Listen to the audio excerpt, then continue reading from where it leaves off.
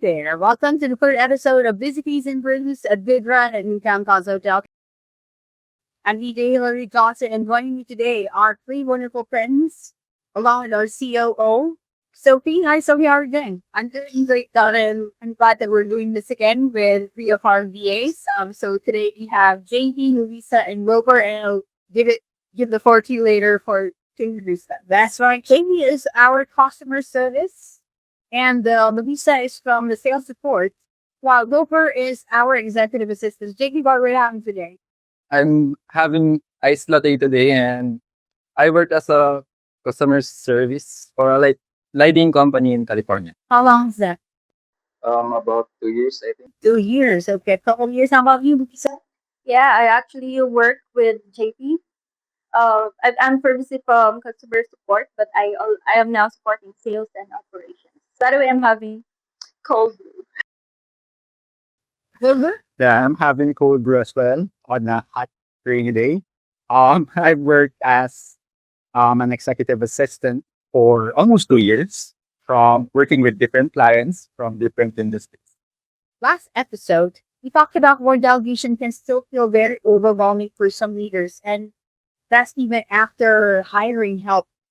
But today, we wanted to continue this conversation in another perspective, and people actually receive the delegated work. So today, we're joined by these three amazing virtual assistants, and we want to talk about collaboration and communication and what delegation looks like from their side. So let's have the first question then. Um, from a VA perspective, what does delegation actually mean to you? For me, delegation is more of like partnership, um, wherein not just handing tasks and not just giving out the task to people. And as VAs, we don't just ask instructions. We also want to know the goal behind the work. So to be more inclined with our client, and also when there is clear communication on both sides, the work will be better. That's making sure that the goal is met. Yeah. Lisa. Yeah, and for me, delegation is communication, like partnership, and also delegation reduces stress, and it makes sure that we are all productive instead of just doing it alone. So that's delegation. Productivity is a keyword Yes. in delegation. Productive labor. For me, delegation is trust. So it simply means that your client has a certain level of confidence in you, that you are able to handle response. Trust, confidence, productivity, and of course communication, all in the process of communication. That was a specific time over where communication is a challenge. It still is actually. Yes. So you're probably gonna hear the word communication all throughout the duration of this podcast. Because I cannot emphasize it enough how important communication is working as a BA. So I have this client where she travels a lot. So currently, there's already a huge time difference. So I'm from the Philippines. This client is from a different country. So when she travels, that's additional, or that's a change in another time difference, time zone. So there are some instances where I cannot get a hold of her, especially when there are important matters that needs to be handled. So it's very important that you exhaust all your options. You know how to communicate in all the channels that you have. If it is really urgent, for me, I do this that I reach out to a client through her.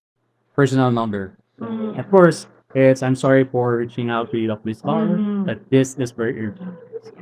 Meet your pick. Man, okay, being urgent but being time sensitive as well. It's very crucial for this work.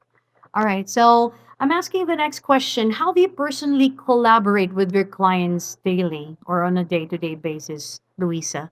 Yeah, collaborating with our clients on a day-to-day basis needs to like have again communication, But as a VA, you also need to learn their workflow and their preferences so that you will be able to think ahead and anticipate what they need, and also create a system to avoid back and forth um, questions and processes. So, Back and forth.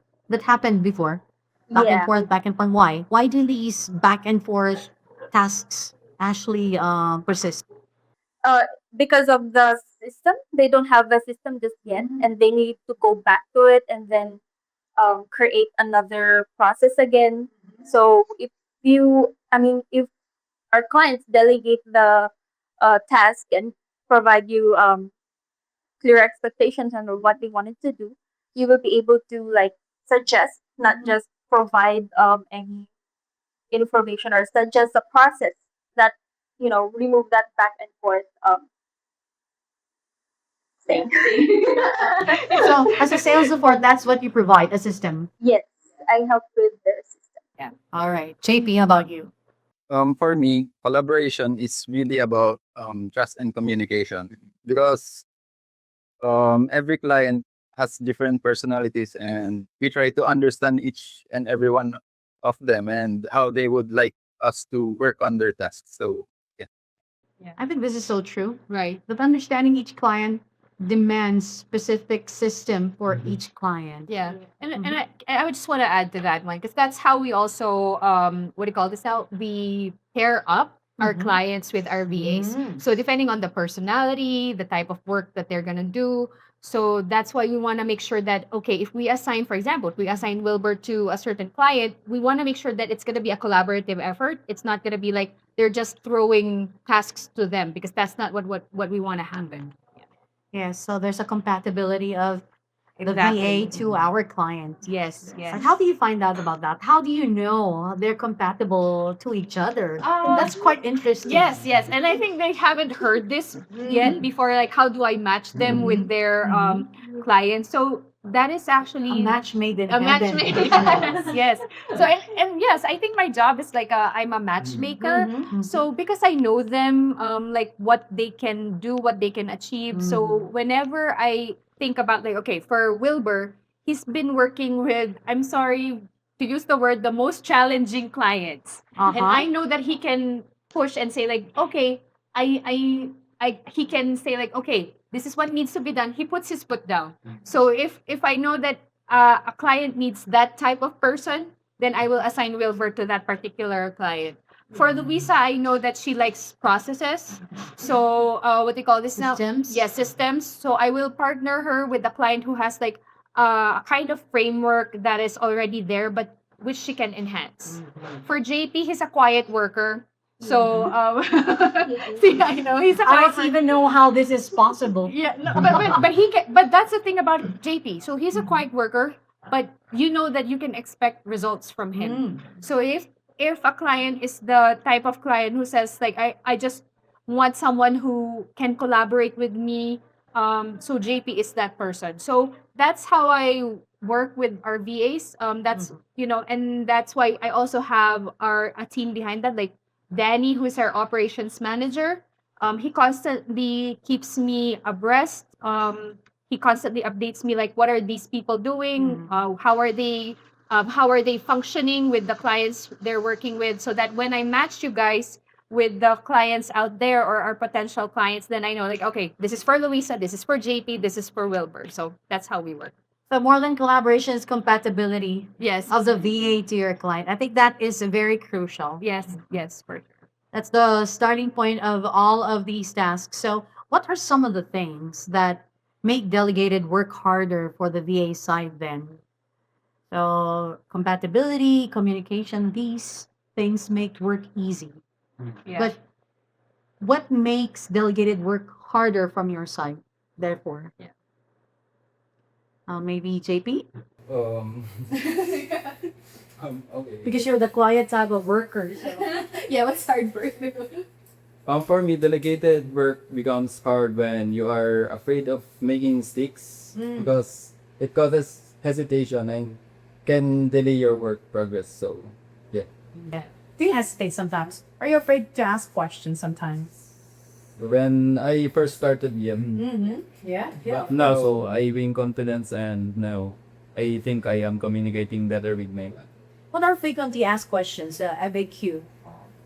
That's your More it is more about the processes of the orders because we take orders from.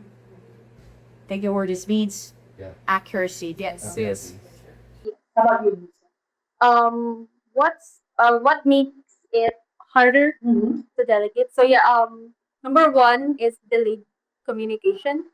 So sometimes you're waiting for a response from your client, and no ownership. So we're looking for or asking for help, then there's no one to help you. Especially if you're new and you just the client NBT, you just get introduced. So that's one challenge, and another one, Leslie, is yeah, I already mentioned that. Waiting for approvals. For example, um, are we okay to proceed? Yeah. Then you're waiting. Then 24 hours already passed, but you need to already do it in The an hour. rhythm. Yeah.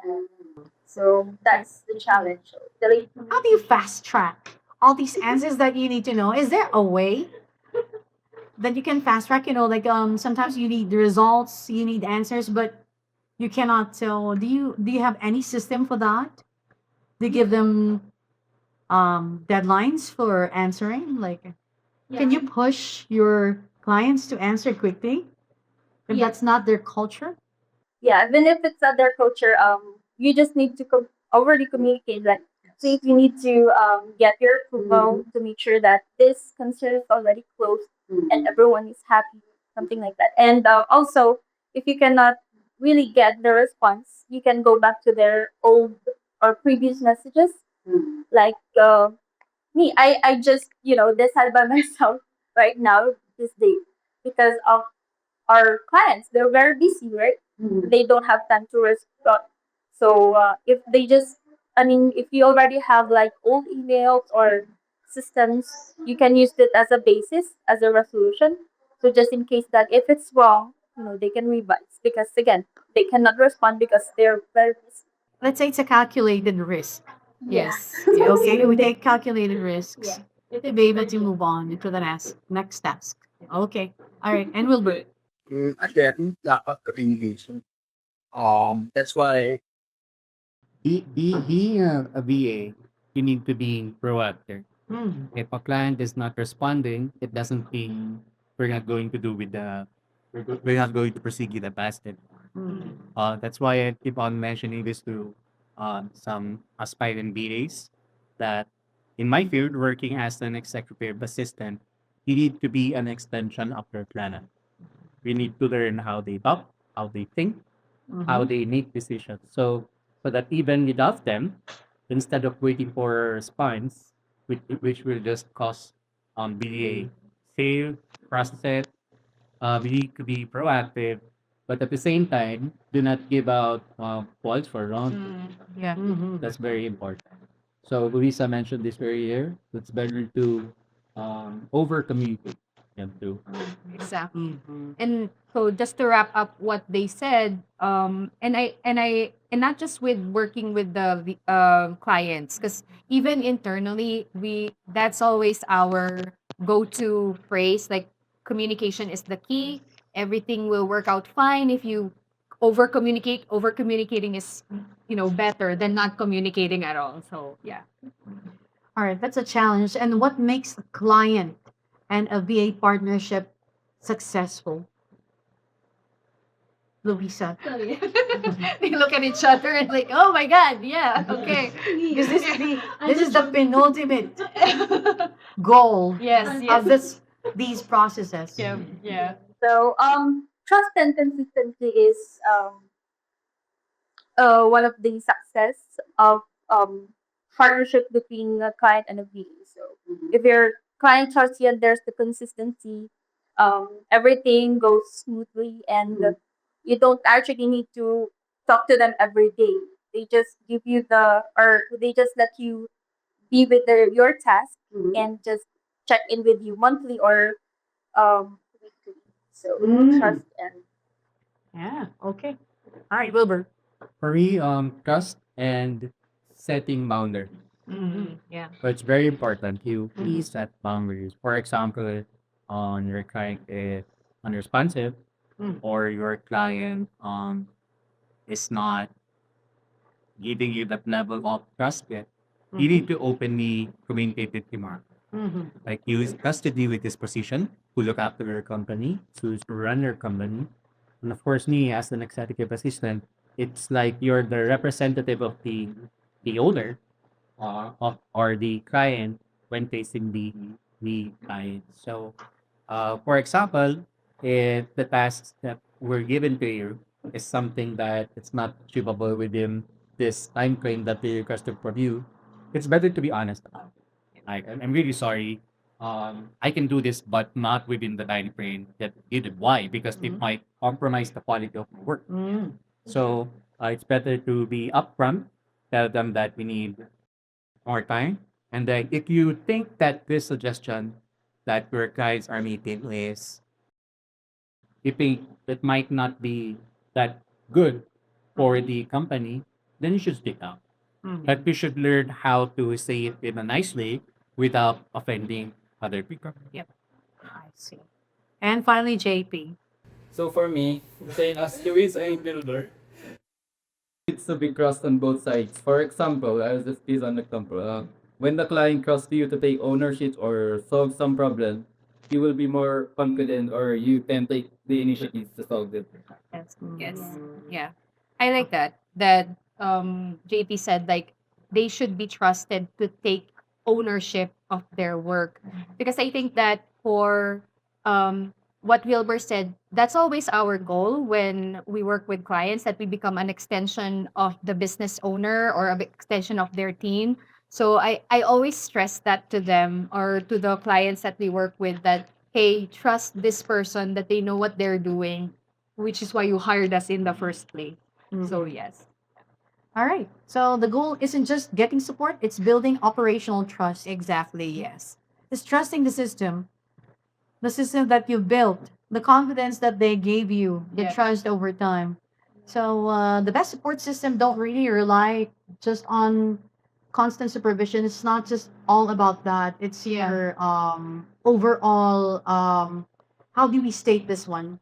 Um, I think what you're trying to point out, it's good to supervise, but at the Mhm. same time, do not micromanage. I think that Right, yes. that is the word there. True delegation is not micromanaging.